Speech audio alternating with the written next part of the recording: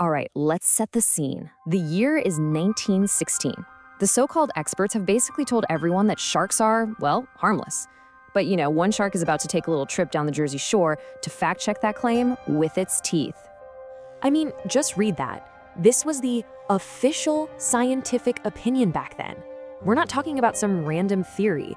This is what the most respected scientists in the country actually believed and were telling people. Just keep this quote in your head because it's the big myth that's about to get brutally shattered. So, to really get a grip on the absolute terror that's coming, you have to understand the world people were living in. Summer of 1916 was supposed to be this great escape, but the reality? It was anything but. Okay, so you've got people fleeing to the coast to get away from a monster heat wave and, even worse, a terrifying polio epidemic. They were desperate for a safe place. The ocean was supposed to be the one spot they could all find some relief. And they were doing it all while wearing these woolen bathing suits that could soak up water and literally weigh 50 pounds, enough to just drag you right under. The whole situation was just a disaster waiting to happen. And this was the lie that really set the stage. Scientists, museum curators, you name it, they were actively pushing this idea. They saw sharks as these cowardly scavengers that would never, ever go after a human. So this wasn't just a bit of bad info, it was a deeply held scientific belief that left everyone completely and fatally unprepared. So now we get to the moment it all began. The moment a nice, neat theory from a textbook met a really gruesome reality in the waves of the Jersey Shore.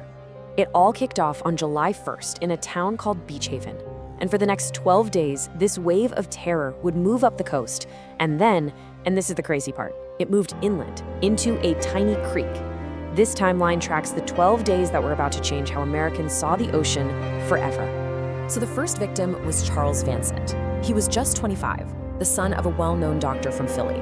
He just wanted to take a quick swim with his dog before dinner. But within seconds, lifeguards heard him screaming. A shark had his leg. They managed to pull him out of the water, but the damage was just catastrophic. He bled to death right there on the manager's desk inside his hotel. So what was the official response? You'd think they'd close the beaches, right? Warn everybody? Nope. They actually tried to bury the story.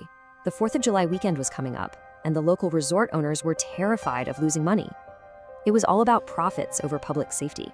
They absolutely refused to say it was a shark.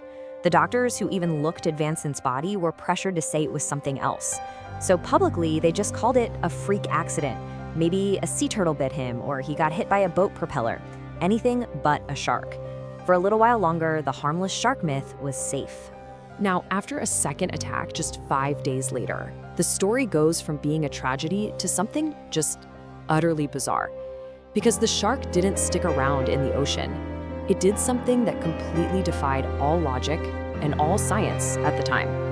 So where does a predator go after it gets a taste for blood in the Atlantic? You're not gonna believe the answer. It sounds like something straight out of a really bad horror movie. The shark literally swam up Matawan Creek. This is a narrow, shallow, freshwater stream, more than a mile inland.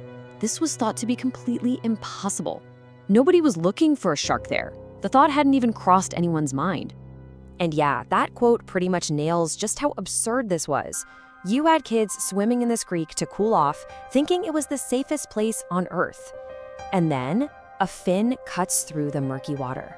In just 30 minutes, the shark attacked 3 more people right there in the creek, killing 2 of them.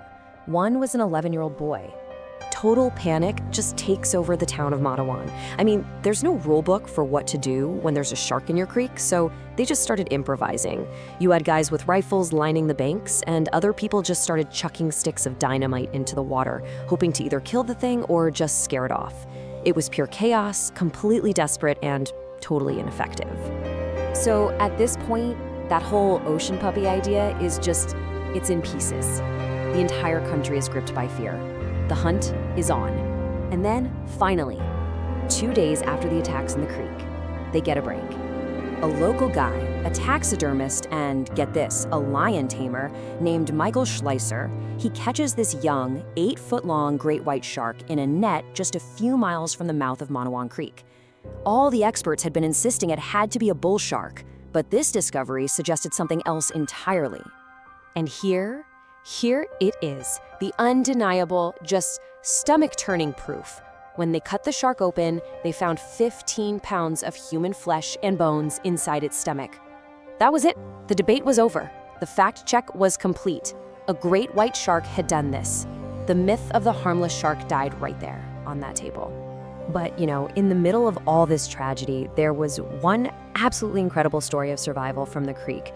A boy named Joseph Dunn was attacked, and the shark got him by the leg. But his friends, they grabbed his arms and they started what was basically a literal tug of war against a shark. And they won. They pulled him free. It saved his life. Even though his leg was horribly injured, he was the very last victim and the only one to survive the creek. So, these 12 days in July of 1916, they weren't just some horrible series of events.